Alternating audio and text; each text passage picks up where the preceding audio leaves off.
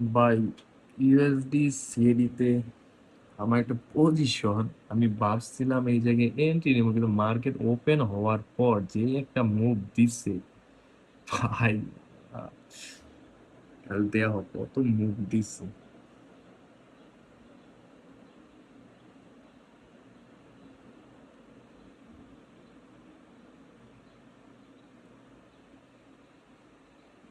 45 pips উপরে গেছে market open হওয়ার পরে।